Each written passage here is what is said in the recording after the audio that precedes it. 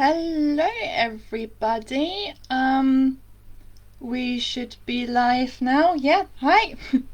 If anyone is already here, I think I will just give this a moment to give people a chance to log on and join me, and then we can start. But I don't want to get into things just yet because I don't know how many of you will be joining me. So I'll just give this a little moment. I am a minute early, and then we can see. Yeah, then we can go straight into it. So I've got two giveaways planned. There's a reading later. But yeah, for now, just gonna wait and see who else can make it, and then we can go straight into it.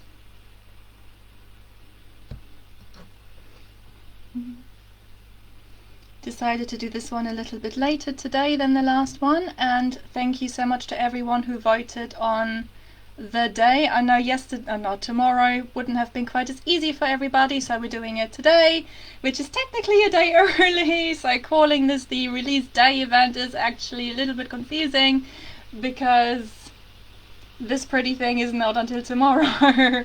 But yeah, anyway, if I figured if this is when my readers can make it, then this is when we're doing this. And this is not tea because it's 5 p.m. for me, and if I have tea now, I will not sleep.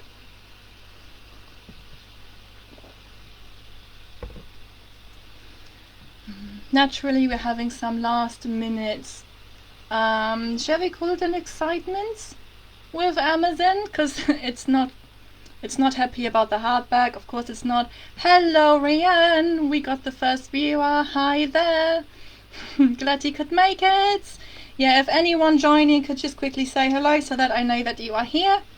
This does not work greatly for my screen, to be honest, because I can either watch myself or I can watch your comment feed. So I'm going to watch your comment feed, and that way I should see everything. If at any point I'm holding something up and you can't see what it is because I'm not seeing my own video, just let me know and I will fix it. Hello Bev, good that you could make it. Yeah, as I've just said before everybody logged on, I'm glad that we can do it today. Last time I did this, it was very early in the morning, and I know that my early morning isn't great for most of my readers because most of you are in very different time zones. So yeah, we're doing this in the afternoon, and I am not staying awake with tea, I'm staying comfy with hot chocolate, very hot chocolate. So, this is the book that we're all here. Again, if you can't see anything, just say something and I'll hold it up any differently. It's so pretty, guys. Look what pretty stuff my new cover designers did. It's so gorgeous. And I should have got the hardback over as well for the first one, because look how pretty that is. So glad I had them redesigned because they're just so stunning. And the hardback, even though I don't have it here right now, is so beautiful, and I can't wait to order the new one in hardback, but Amazon isn't letting me just yet because they've just emailed me and told me that the formatting is wrong. Because of course they did. The weird thing is, well, maybe not weird, but with this being my 8th book, I am not that surprised that Amazon is having an issue with it last minute, so I'm actually not that worried about it. It just sadly means that the hardback won't be out tomorrow with the ebook, but if you've pre-ordered the ebook, it should be with you in a few hours, actually, around midnight. So that'll be very exciting. Yeah, just sadly the hardback won't quite make it in time for that, it looks like. But that's the joy of publishing, you know, those are things that just, you know, you can't really do anything about. I know my formatter will be straight on this to fix it. But yeah, it'll just be a moment longer, I'm afraid. Hello Dana, you've just joined us as well. Good to see you, my friends. So yeah, as I've said, my hardback will be a little bit longer, but my formatter will be on it first thing in the morning, and then hopefully that will be available very soon as well. And I haven't heard anything back yet on the hardback, the paperback, so there is still a chance that will be okay, and we'll at least have that, so that'll be great. So, now that a few of us are here, let's talk about what we've got. So, Look how pretty it is. Honestly, I can't stop showing this off. It's so beautiful. So pretty. It's my new favorite thing. Don't tell my other books, but this is genuinely my favorite cover out of all of mine. Although, and my Patreon supporters have already seen an early version of this, but the cover for A Dream of Death and Magic, the early version, is so beautiful as well, and it may just try to rival this one, but I don't want to promise anything there just yet because this is so pretty, and the cover for Dream of isn't done yet, so we'll see how this goes. But yeah, anyway, I've got a section in there marked so I can do a little reading later, and if anyone would be up for this, I'm also very happy to do a giveaway on these editions. I've just realized I haven't, yeah, obviously Bloodsong is here as well. So if you would fancy one of these early proof editions which have the not for resale banner over it, so they really are kind of one of a kind. If you would like to win one, just let me know in the comments, and I'm very happy to send one over to you if you are happy to cover for the delivery and postage. That's the word. Look, it's late, it's Thursday, it's late. Yes, Rianne, I got you. So just let me know which book you would like. Oh, and I've also got obviously Bloodsong now I've got in pretty shiny and glossy because I played around with this a little bit on Blood Wisp. I did both. So normally all of my previous covers are matte covers.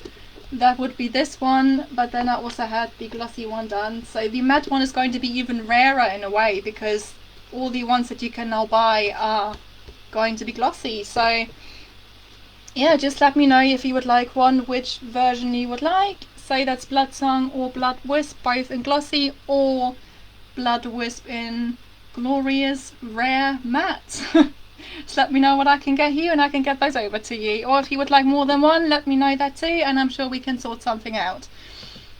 Apparently we're now at a point in the comment section where it does not automatically scroll down, so I'm very sorry if I miss anything any of you say. I will do my best to stay caught up with everything. Again, if I miss anything, just send me an angry message or on WhatsApp or something. I'll see it. Yeah, so anyway, we've got the reading, we've got the giveaway, and otherwise I'm just going to be talking at you for about an hour. Hopefully no more than that, at least that's the plan. Because it's already late for us. I'm sure it's quite early for some of you and we all have stuff to be getting on with, I'm sure.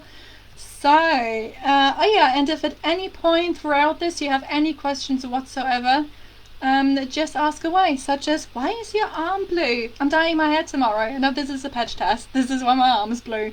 So, yeah, any other questions, just ask away as you're going, and I can set aside some time later as well for questions.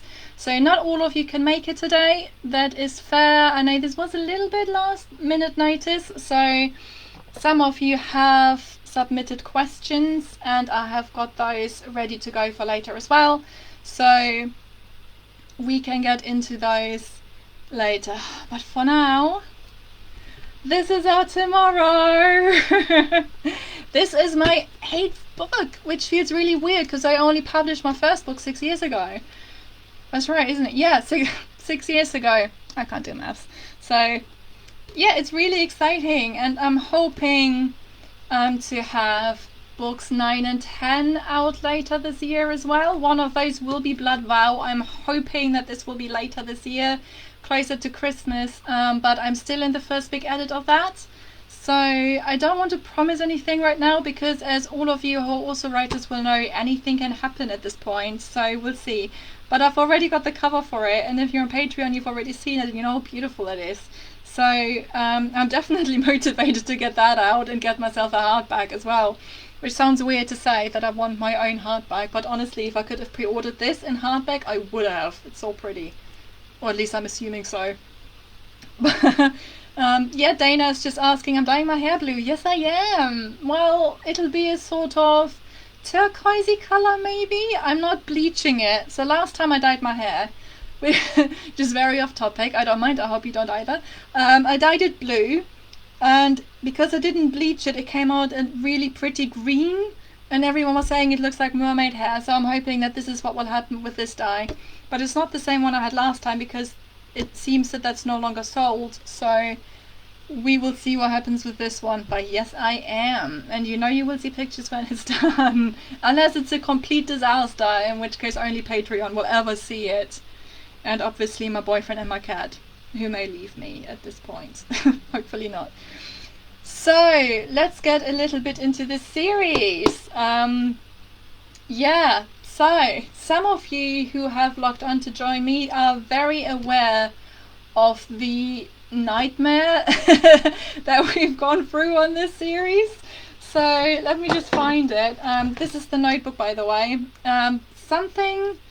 When I bought this one many years ago, part of me must have thought, yeah, Sparkly Owl, that'll be the aesthetic for this series. And as you will know if you've started reading it, that's not really the aesthetic at all, but that's just what happens. So when I first started writing the series, it was going to be, and we're really talking years ago here, I mean, I want to say around 2019, 2018 maybe, I'm not entirely sure, I would need to look it up, but I'm not sure if I've got it written down anywhere, so let's just stick with that.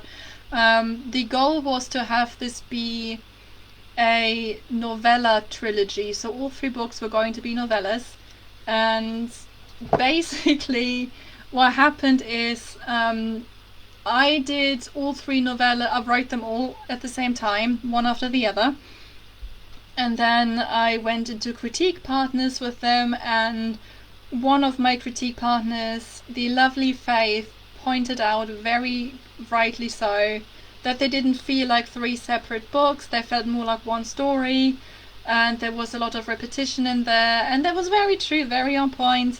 So I decided to merge the 3 novellas into what is now Blood Wisp. So if you don't know how much of a nightmare that could possibly have been, allow me to show you my spreadsheet, because we had to take it to spreadsheet.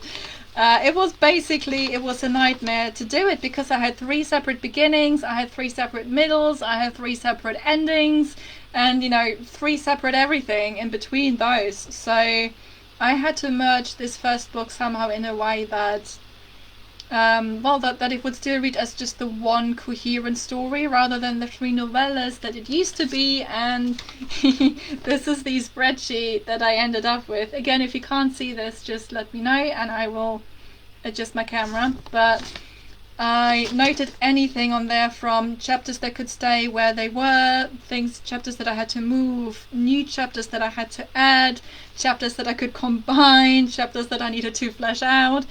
And in case you're wondering, the only thing that stayed exactly where it is in Blood Wisp was the epilogue. Everything else moved. So no, this was not easy.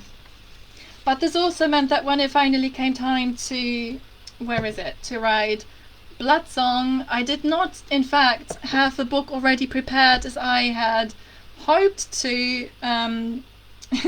So I had to kind of start over from scratch with this, which was great. So yeah, it's been a little bit of a procedure, and I mean the story that I originally wanted to tell with the novella trilogy, it's all still there, but that's all in Blood Wisp now. So I had to effectively go back and just consider again where I wanted to take the series, where I could expand it, and fortunately I did have a few ideas on this, so that was really lucky. And one of those things is in Blood Song that I've really wanted to explore the mists with one of my characters. So if you've read the Relics trilogy or Blood Wisp, of course, you'll know a little bit about the mists. You know, they are this place we don't talk about of unspeakable evil. So I really wanted to be able to get into that and explore that, and that's exactly what we're doing in this book.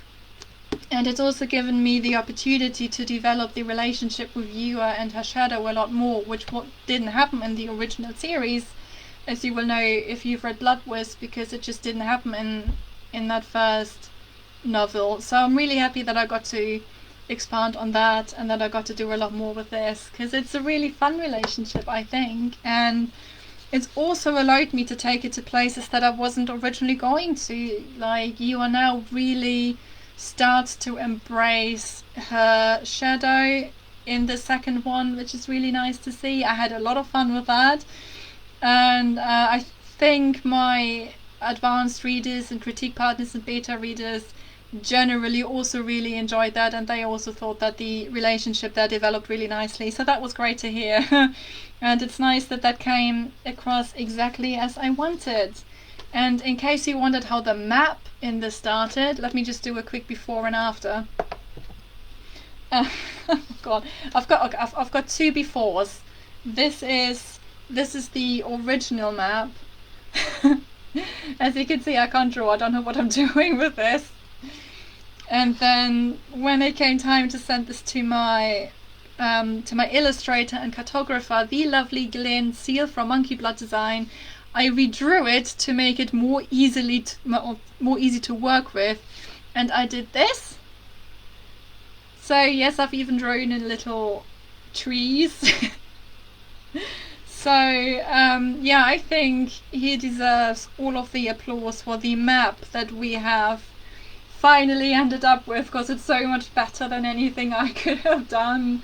But I think by now he's very used to me not being able to draw, so I don't think he was too shocked. We've done this together since my very first book, since Sparrows came out in 2016, so he's very used to my inability to draw straight lines and just making sense of the drawing. He knows I can't do this, but fortunately he can, and he's very good at what he's doing, so this wasn't a problem. Yeah, so this whole series honestly has been a bit of a roller coaster, and there's so many things that have changed with this book specifically. So when I started the series, I had a different editor than I have now. I had a different cover designer than I had now, and those are both things that have changed specifically in time for Bloodsong. So my editor has come in part way through the series and had to pick it up, and shout out to Ray Erstrike, because she's done so brilliantly, and she's just jumped in so well, and she's just instantly picked it up, and I'm really, really grateful that she's on my team now. So yeah, she's done really, really well with this, and I love her, and I love all of her comments, and I'm happy that she was happy to jump in part way through, because I imagine that can't be easy. And likewise, shout out to Becky and James from Platform House Publishing for picking up the covers part way through and just redesigning the whole series. That was an interesting time, and I won't go into the details of why I changed cover designer or editor, as it were. My Patreons have all of those details already anyway. I won't go into it, but yeah, there we go. Another shout out for Ray on the comments. Ray is such a fantastic editor. She's amazing. Yes, she is. Yes, she is, and she deserves all of the shout outs. If you're watching this at any point and you want an editor, just hit her up. She's so great at what she does, and she's now also done A Dream of Death and Magic, which I know we're not here for today, but yeah, she's done that one as well, and again, she's done such a fantastic job, and I know she's standing by for Blood Vow. And speaking of which, I'm currently still at the first big edit. It took me a little while to get going with it. Let me see if I can find you this picture. What I normally do when I do the first big edit, because this is such a big thing, right? You've obviously written the first draft, you've probably let it rest for a little bit. I normally let my books rest for a month, at least, normally a bit longer than that. And then, and only then, do I go into the edits. But yeah, obviously this can still be a little bit difficult because it's still only the first draft, and this is the point where the book still needs the most work. So this is the messiest, hopefully, it's going to be. So normally what I do to make this a little bit easier is I change the fonts and I change all the colors, because it makes it a tiny bit easier if you can sort of see it with new eyes, which obviously you can't do properly because you've written it and you know what happens where. but just changing the colors of everything helps a tiny bit because it does take you out a little bit more. So I don't know how well you'll be able to see this, but this is what I did. So we've got green backgrounds and highlights, and we've got blue writing on a very pretty font, which I've forgotten the name of. And the yellow, oh, sorry, screen went black. There we go. And the bit of yellow there is where I've left off editing for the day, because most days during term time, I have to split my time, as so many of us do, between working from home and working at the day job. So this way it's okay if Word has a moment and closes down. I can still find where I left off because it's marked in yellow, and I've always marked it in yellow actually, even if I don't change the colors. But yeah, anyway, this is, I think, why it took me a little bit of time to get back into the edit of this, because I hadn't changed the colors, so it was a little bit harder to see everything. But once I did it, it's going a little bit better now, and I'm more coming into my stride with it. So hopefully I will wrap up this first big edit this month. Although having said that, I'm actually completely off everything next week because my partner is off work. It's his birthday on Saturday, so we're taking next week off together, so I won't be doing anything. So that will only really leave me 2 weeks left to finish the first big edit on this book. And I've already made a note of scenes to add for Blood Vow, so we will see. But yeah, I'm still hoping to have it out to critique partners, and if any of you would like to do it, just let me know and the copy is yours. We can do this. Just bear in mind that it'll be a second or maybe third draft at that point, so it won't be quite as polished. But yeah, hopefully we'll be there very, very soon, because I would like to get it out this year. Having published 3 books this year has a really nice, slightly mad, delusional ring to it, but we will see. And yeah, that's that. And oh, tiny bit of audiobook news on Blood Wisp. My narrator is so good. She's been going over it. Hopefully that'll be out relatively soon if she wraps it up soon. And I'm actually talking to her on my podcast in a couple of weeks as well about how the whole audiobook narration process works and how she got into it and what you need to know, so that'll be exciting. But yeah, the Blood Wisp audiobook is on the way, and she loves this book so much that she's very happy to do the next 2 as well. So that's a bit of good news on the audiobook front. They will be coming, and they will hopefully all be done by the same person, unless she does the second one and suddenly hates everything. That's always a chance. But I think she'll like it. Hopefully, we'll see. Okay, so what else can we talk about? Yeah, so I think I've already mentioned this briefly earlier, but well, the ebook is pretty much ready to go for Bloodsong. That's on standby. That will go live automatically at midnight wherever you are. So if you've pre-ordered it, that will go straight onto your Kindle or other e-reader. And thank you so much to everyone who has pre-ordered this. It always means a lot when people do, and especially because I haven't pushed the pre-order in this one as much, and sequels are always a little bit harder, I feel, to push for pre-orders than a new book in a new series, because obviously people will want to have read the first one. Naturally, at least I recommend this anyway for the series. So that's really nice. And Blood Vow has already had a few pre-orders as well. I don't know if I've mentioned this anywhere at all yet, but Blood Vow was up for pre-order. Surprise! So it's really nice to see that that's already had a few pre-orders. Because the only place where I've really mentioned this is in the back of Bloodsong, which isn't out yet, so that's really fun. But I think some of the people who've read Blood Wisp and then have gone on to pre-order Bloodsong have seen that. The next one after that is also up, so they've gone ahead and pre-ordered it, which is really fun and really great, and thank you so much.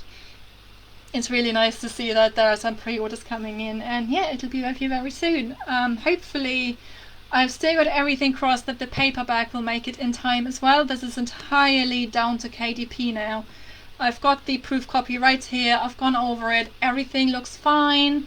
Everything is formatted exactly as it should be. And by the way, can we appreciate the very pretty chapter headers that Becky has done? So good. Yes, I'm just hoping now that that KDP will agree with me that everything is fine and that we're good to go, and then hopefully the hardback will be coming very shortly as well. Sorry if you were hoping to order that right away tomorrow. It'll be another few days because KDP is doing what it does best, and it's throwing a spanner in the works, as I figured they would. With my first book, when these things happened, I was really stressed and I really hated it, but by now I'm actually quite calm with it, to be honest, because I think after a while, as an indie author, you just expect Amazon to have a go at you somewhere. So, yeah, I'm really lucky there as well that I have such a great formatter who I know will be straight on this first thing tomorrow morning, and then hopefully it'll be out very shortly. So, we will be doing the reading in a bit, but I want to do this at the end, because if you guys want to avoid spoilers, then you can just log out at that point and you won't be missing anything, and hopefully you won't spoil anything that way either. But if you do want to stay on for it, then that would be great, and please do. And for now, I have a few questions that have been sent in from Nikki, who sadly can't make it here today, but she has left me a few things to address, so let me get into that in a second.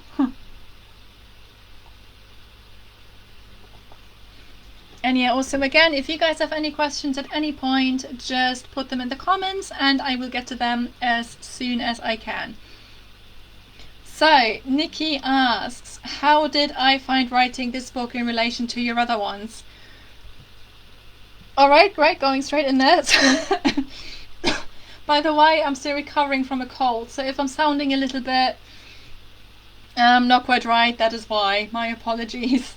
So, yeah, writing this one was interesting because, as I said earlier, I originally had these all planned out as novellas, as one long novella trilogy. So when I sat down to write the second book again, I'd actually had a break after Blood Wisp. I'd published something else, I don't remember what, probably Brighton Shadows. Maybe something else, maybe the box set, I'm not sure now. But either way, I had a little break after I'd done Blood Wisp, after I'd written that one and rewritten that one, and frankly I needed a break after those rewrites. So when I sat down to write Blood Song, I wasn't quite as in the series still as you might think. So I actually struggled a lot in the beginning to find Yua's voice again. It was really difficult. And when I did finally find my stride with this again, it was fine. But the first chapters in this one needed quite a few rewrites just because I wasn't really in that story anymore. Oh, there we go. I'd probably written the first draft of A Dream of Death and Magic, actually. That's probably where the break was. And the tone in that one is completely different to this trilogy right here. So going back into Yua's world and into her character took a little bit of adjustment, and it wasn't quite that easy. And I actually have a similar problem now with Blood Vow, because really I just want to write the first sequel to A Dream Of, and yeah, again, I'm struggling a little bit now to get back into a story, but I'm there now, so it's fine. But yeah, I think that's probably why I just struggled a little bit in the beginning with coming back to Blood Song, because it had been such a long time since I'd looked at it. But yeah, it was fine in the end, and then we did get through it really well, and of course my critique partners and my editor were very helpful as well. But one thing that you wouldn't think was difficult, but that weirdly was, and that also carried over into Blood Vow, is all the other new characters who I won't say too much about right now for spoiler reasons. Yeah, so we have quite a few new characters in this book, and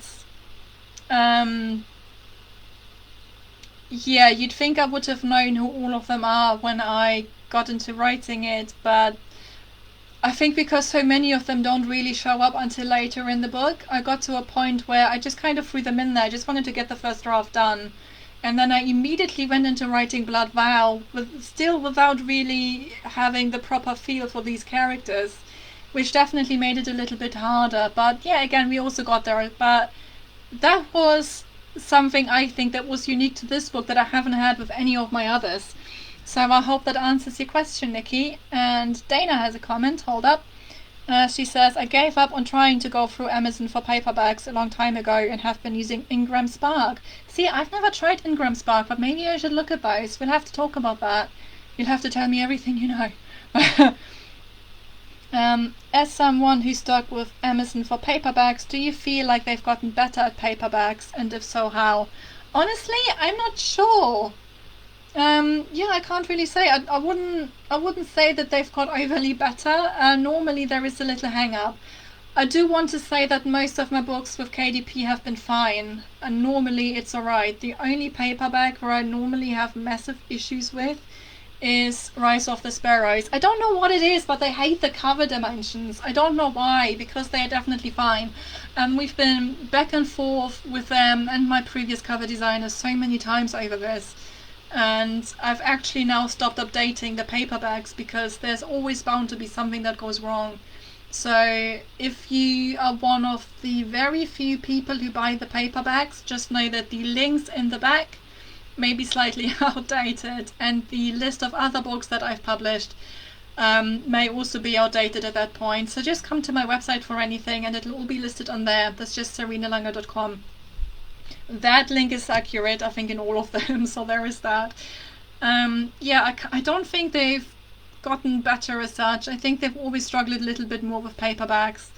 And ironically now with hardbacks, even though they are available everywhere, or seemingly everywhere, I can order hardbacks and I can set them up here in the UK. But if I want to order one, it has to come through Amazon Germany, and then that gets printed in Poland. And funnily enough, even with that massive way around, the hardback still arrived before my paperback did of Blood Wisp, even though I ordered them both on the same day at the same time. And the paperback came from the UK, and the hardback had so much rather to travel. But it's just what happened. Can't explain that. Our mail service is interesting, what can I say? But yeah, so I hope that's answered it. I'm not sure it has, but just keep poking me if it hasn't and I'll come back to it. So, okay, I can see this next question, and okay, let's just go into that. So Nikki asks, where do you get your inspiration and imagination from when writing a novel? Is it still there? Yes, it is. Okay. So, what a thing to ask a writer. And I shouldn't talk, I'm a hypocrite, because on my podcast I ask writers the same thing. But it's a difficult one, because inspiration kind of just comes from everywhere, and it can come at any moment. So, for this series, fortunately, I did have a very specific inspiration, because it kind of follows on from the Relics of Arzek series. You don't need to have read that one first to start with Blood Wisp, not at all. You can totally start with this trilogy, but it does it's set in the same world, and it's set a little while later, and it kind of continues the whole Dark One and Mist struggle. So I'm actually wondering on Goodreads and Amazon if I can kind of set that up as a longer series, and just so that it's clear on there that they are technically linked, but also they are not the same series. So Your Story is definitely its own story. But my point is that when I wrote the Relic series, I had created so many countries and the magic system and everything, and so many different cultures. But for Relics, most of them didn't really come into play all that much. So I wanted to write a series that was set in one of the other countries, which was the very beginning of the Blood Wisp trilogy. And then I started to think who the main character might be, and what the not strangest, but just what the maybe most unexpected, or maybe the most unfitting main character would be for that world. So Midaka is a country that's known for its magic, where everyone basically has magic and they just kind of assume that you're gonna have it too. So Yua is the main character who doesn't have any magic for reasons which eventually get explained in the series, and I don't want to preempt that, but it's in there. So yeah, I wanted to write that from the perspective of someone who doesn't fit into what's normal for everybody else, and that's just part of her struggle. But yeah, that's where the inspiration came from for this one, entirely because I had written the other series first, and I was curious about some of the other countries that I'd created for it that I hadn't properly gone into yet. So on this instance, this is where the inspiration came from. So just for once, this was an easy one to answer. Ask me again on another book and it may not be that simple. So, next one. What kind of characters do you like to write, and do you ever see yourself in any of these? Yeah, I'd say that there's probably a little bit of me in all of my characters. So in Yua's instance, I've kind of taken the idea from Jungian psychology about the shadow and shadow work, and we do this very literally in the Bloodlust trilogy, because this is a very real demon, a very real creature that lives in her. It's not a concept as such, it's not just her dark side, it's not just something that she can talk herself through, I guess, as such, because this is a very real thing that lives inside her and that tries to control her, and this is where she gets her bloodlust from. So that's not me, but the shadow work aspect is, because I do a lot of that. And similarly, for those of you watching who've also beta read or critique read A Dream of Death and Magic, my main character Esther in there is very heavily based on me, to the point where if you don't like Esther, you probably wouldn't like me either. Or you know, likewise, if you adore Esther, we can probably be friends because we're very similar. So yeah, so there is that. But that was really the first time where I've really tried to base a character strongly on me. With Yua, it was kind of more accidental. And as to what kinds of characters I like to write, it's a bit of everything. I like grey characters, if that makes sense. So I assume that all of you readers will know exactly what I mean. So, for example, if you have the hero of your story, you don't want them to be good in every sense of the word, because that's boring. Everyone needs flaws.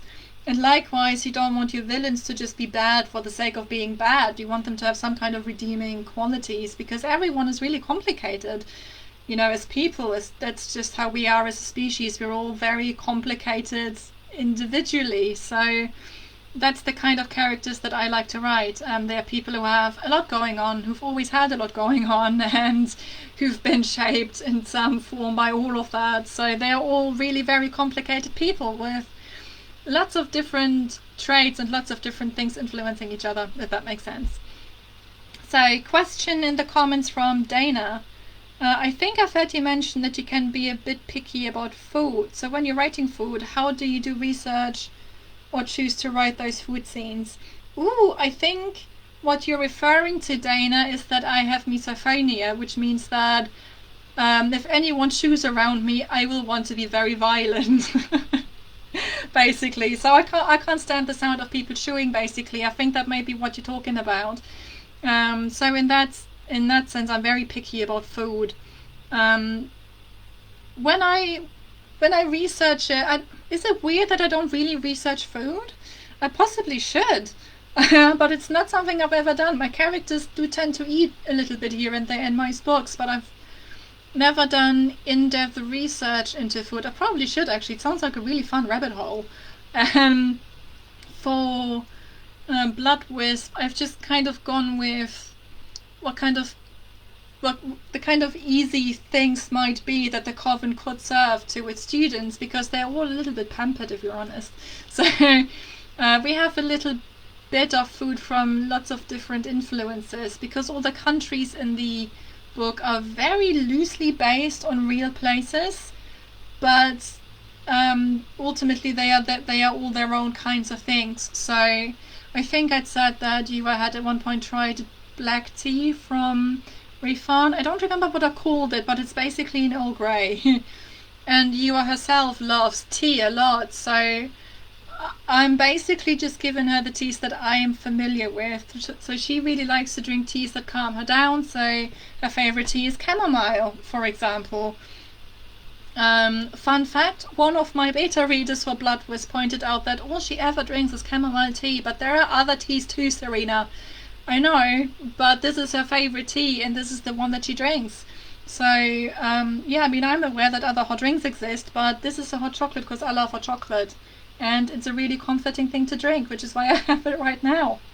And likewise with tea, you know, I think generally with food and teas, you tend to have your favorite. So I have the same tea every day.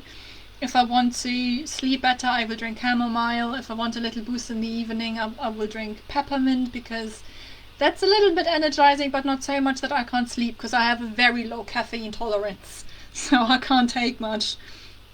But that's probably the most that I've researched. And then with The Dream of Death and Magic, I know we're not here for this one, but it's relevant to the question, so bear with me.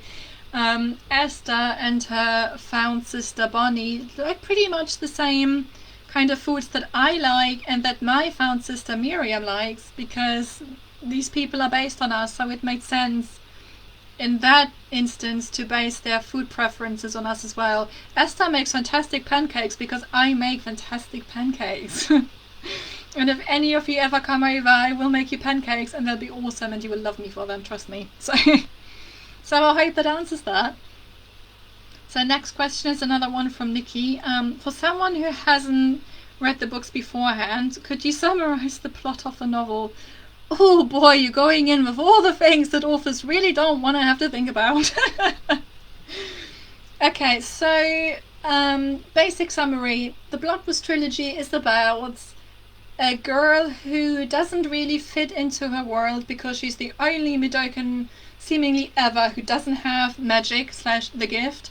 She has a shadow demon living inside her, so there's a lot of shadow work involved. So if you're a fan of the Jungian theory and application of shadow work, then I think you will love that, definitely. And now in the second book, there's also some exploration of new places that only she can go to, and she really has to grow into her new responsibilities. So in a way, this is almost a coming of age story, even though it wasn't really intended that way. But yeah, Yua has had a lot of growing to do, and she does a lot of that in the second book, because it's a lot of her just kind of coming into herself, her accepting herself for who she is, and herself accepting her own flaws and growing as a person as a result. But also there's a lot of magic and demons, and it's also a take on the vampire trope, because Yua as a blood wisp is effectively that world's first vampire. Only we don't call them vampires because there was no reason for the fictional world to have found the same name as our world.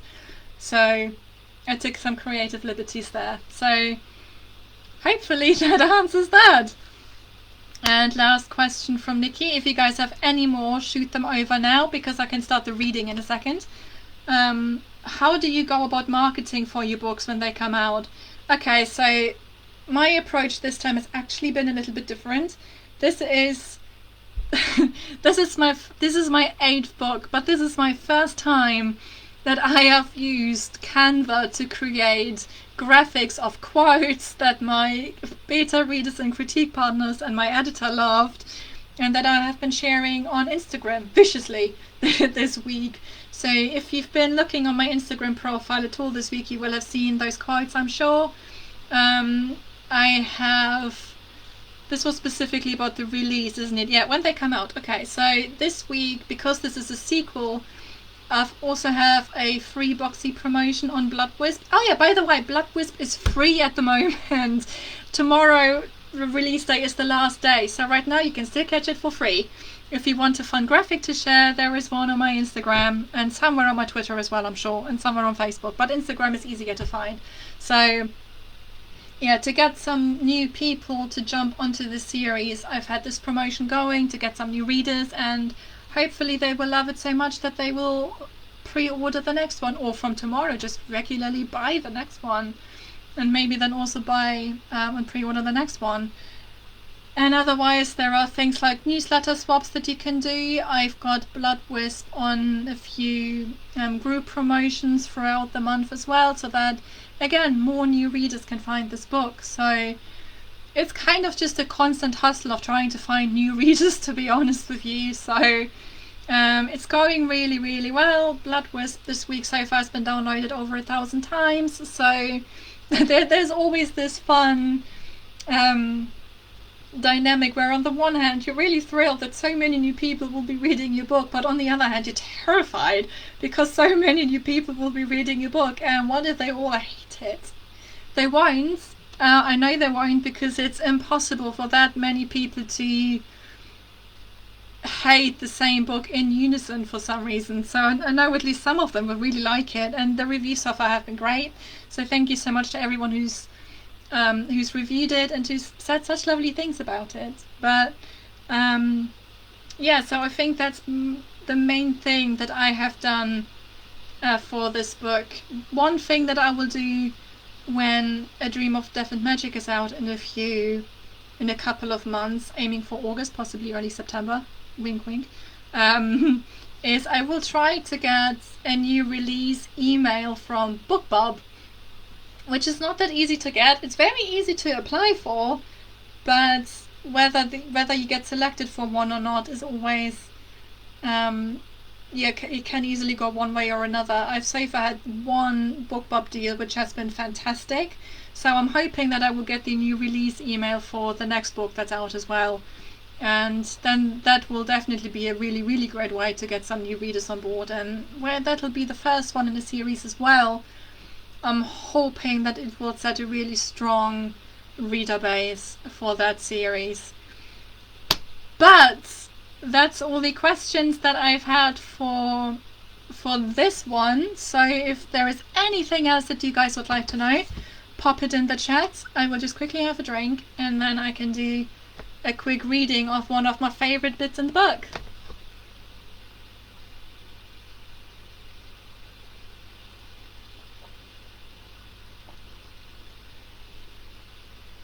Oh, quick mention again as well, quickly, as we're nearing the end.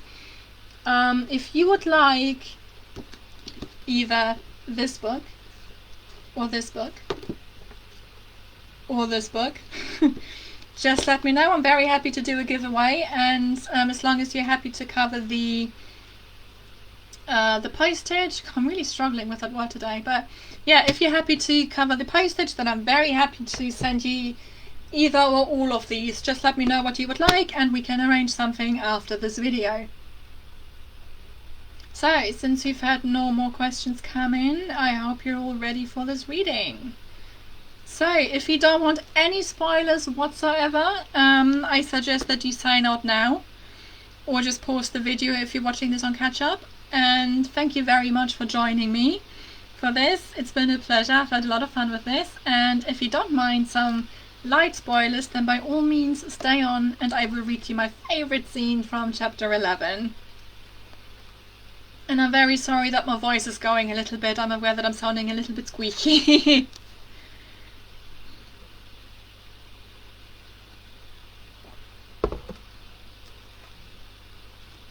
Alright, so yeah, this is chapter 11. I considered doing just the first chapter, but I wondered if there might be maybe a few too many spoilers in there for people who haven't read the first book, and I'm really fond of this scene in chapter 11. I'm worried that it's maybe a little bit too long, so if at any point you feel like I'm reading for too long, just let me know on the chat, and as long as I'm looking up at the right time, I will stop. So, reading in process. Everybody settle in and get a nice hot cup of hot chocolate or whatever. Settle in. Chapter 11. The mists were every nightmare you ever had. They were dark, oppressive, suffocating. They were also a kind of peaceful she'd never known existed. They were quiet, chilling, but not... No, they were haunting too. Yua was shaking. She straightened and prayed no demons had noticed her entrance, although there didn't seem to be anyone here. It's so empty. You still have me, her shadow whispered. She began to nod, but her eyes fell on the ground by her feet, and she startled. Her shadow was too smooth, and he was moving, twirling and coalescing like he was made of the mists themselves. Because he was. Hua couldn't forget that. You look different, she said for lack of more sense. She needed a moment to understand what she was seeing, a moment to accept that she, a human, was here, in the mists. Giddy excitement shot into her veins. She had done the impossible. Do I? Or have you never seen me for me before? Her shadow whispered. I don't... Hello? It was strange to realize her shadow had his own shape. He was still connected to her, but to also see him outside of her, moving and talking, was unnerving. A small part of his misty shape twisted and stretched. Hua thought it was a grin. It was odd to see it rather than just feel it as warmth under her skin. She went to her knees. Shizuo wouldn't forgive her if she didn't start to explore right now, but this was a lot. Hua would start with the only familiar thing in this place. She crouched before her shadow like she might have had he been a child, and reached out but didn't touch him. She was scared to. Do you have a name? We are Hua. No, I mean you. Do you have a name? We are Hua. She sighed. For all she knew, nothing in the mist had its own name. Even the Dark One and the Mothers were more like titles. But her shadow felt so real, so full of his own personality, that it was strange to her that he didn't have his own name. Hua held her breath and touched her shadow after all. He felt cold, reassuring in a soft, chilling way. And then he began to wrap around her fingers, up her hand and onto her wrist. Hua flinched back. What are you doing? Nothing I haven't done before. She took a second to steady herself, then tried again. She supposed her shadow couldn't be any more part of her. Once she got used to the feeling of being smothered by a mist demon, she had to admit that it was comforting. He was right, this didn't feel any different to what she'd always felt. No matter what she did, her shadow was there and a part of her. You don't need to fear me. We are one, remember? She had got better at accepting him over the previous weeks, but seeing him like this, hearing him talk outside of her and yet inside her mind, made the reality harder to understand again. Wait, what do you mean? I don't have to fear you. What should I be scared of? She didn't like that his grin waned. Him and them. The dark... Shh! He will hear you if you say his name out loud here. Hua swallowed. For the first time in her life, she was grateful to have her shadow with her. Then again, if she didn't have him, she wouldn't be in the mist right now. You said there were answers here if I knew where to look. Hua stood still as her shadow slowly re-entered her veins through her ankles and soles until she didn't cast any shadow at all. I did. Can you show me where? I could, but it's nice to be home. All right then, have it your way. After their brief conversation, Hua felt more ready to explore, but explore where? She saw no cities or even small settlements. There were no people or other demons. The mist didn't seem inhabited at all. Every direction looked the same, except for some more jagged rocks one way and some more dead trees another. The only constant was the mists that gave the place its name. They were dark, not like the mist she knew from home, and they were everywhere, as if someone had given the very air a physical body. Only it wasn't really physical either. This mist didn't feel clammy like regular mist, and it didn't feel soft like fog. It felt cold, and in a strange way she couldn't quite make sense of. It felt lonely. Yua could move through it, and in turn the mist moved around everything, including her. It seemed to rise from the ground without any hint of water, but then again, she couldn't be sure that the natural laws of her world applied here. For all she knew, it was an act, but that would imply the mists themselves were sentient. It was constantly shaping itself around other surfaces, which were more common than she'd expected, but not as frequent as she was used to. Most were either a dark grey or black, like they had been alive once but had died a long time ago. Even so, nothing looked shriveled. Most surfaces were either jutting rocks or smooth stones. There were no buildings, but she saw a lake, or something resembling a lake, farther ahead. Or was it behind her? Hua turned once and lost all sense of direction.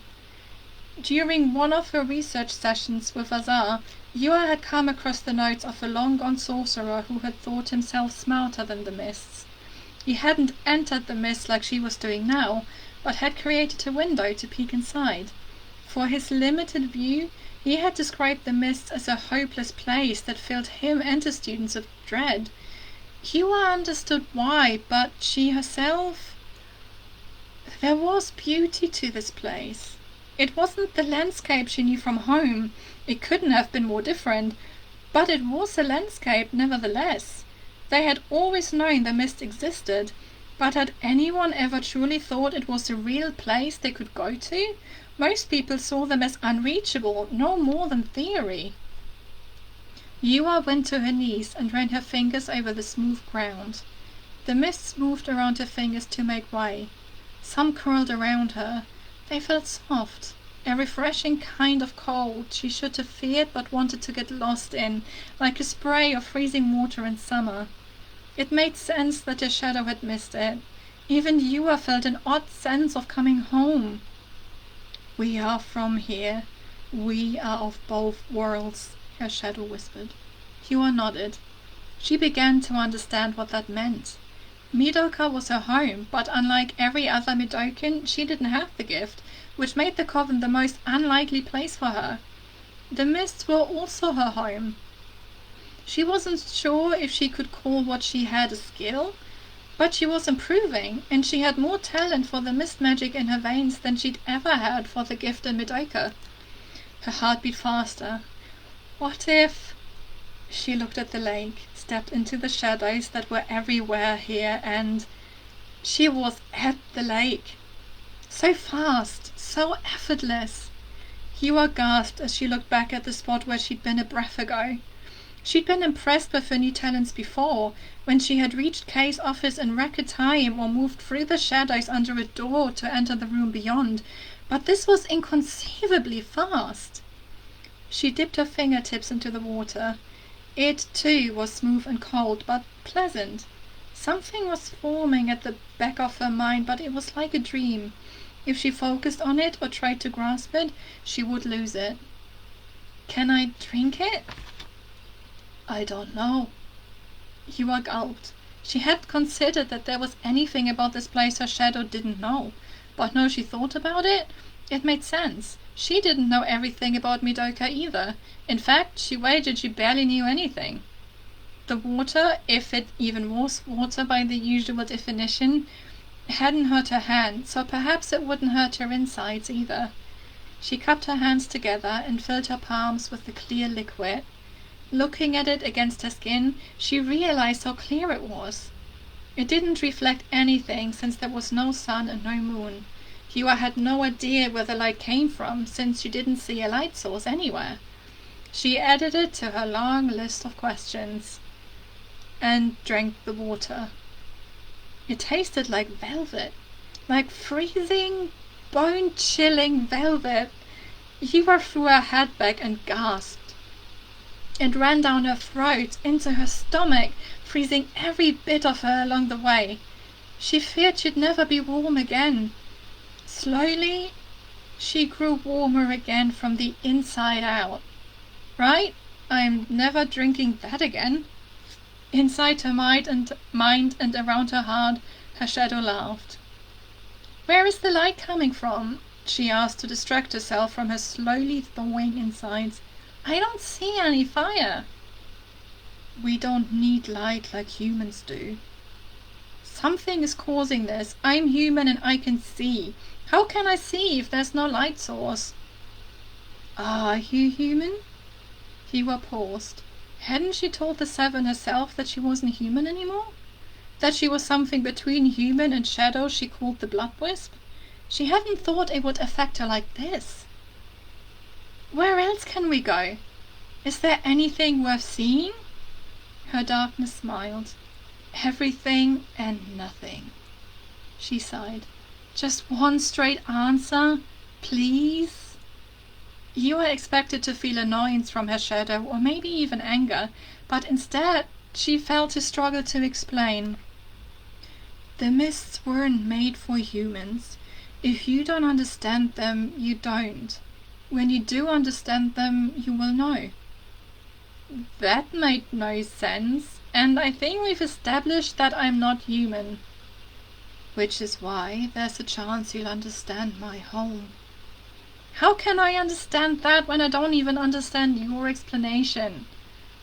There had to be some way her shadow could explain it to her. The words to fit logic to this had to exist. Explain red to me. Hua frowned. Red? The color red? She felt an inner warmth. Her shadow agreed. I can't. It's a color. Different people perceive it slightly differently. I've heard that some people don't see red at all, but see green instead, and that some animals don't see any color. But to you, red is red, not green or the absence of red.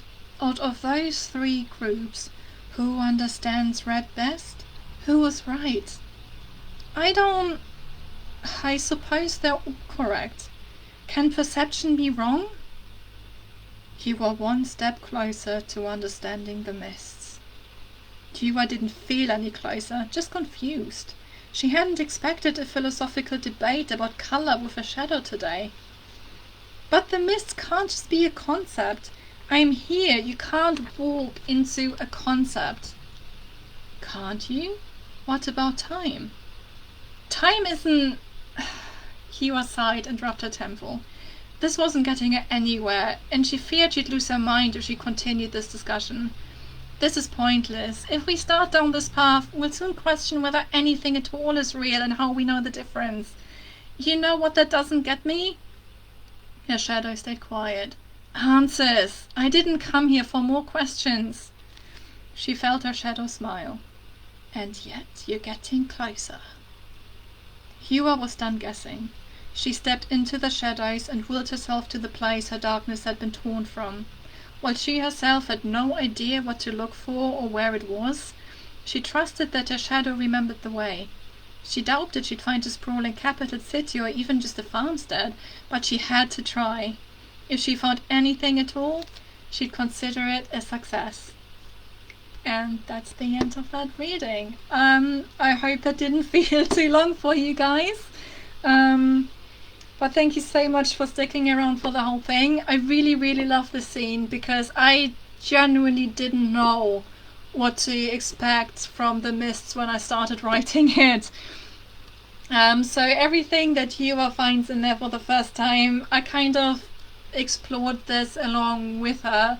So this was really fun to write, and I really like as well how she talks to her shadow and how he talks to her throughout this whole scene. It was really, really fun to do, and I hope that you enjoyed this as well, and thank you so much again for joining me for it.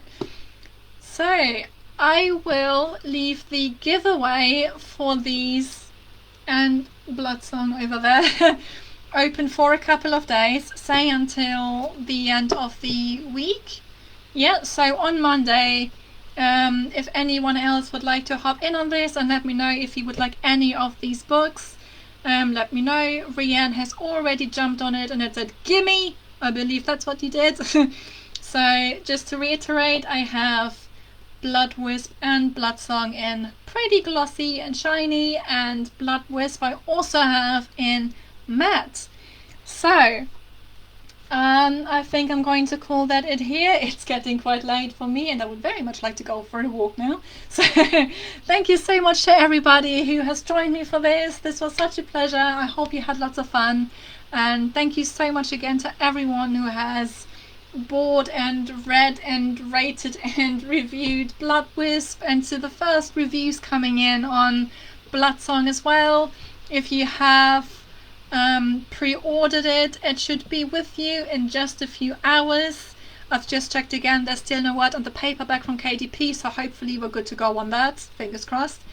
And I will see you back here for another live event probably in a few months when A Dream of Death and Magic is out.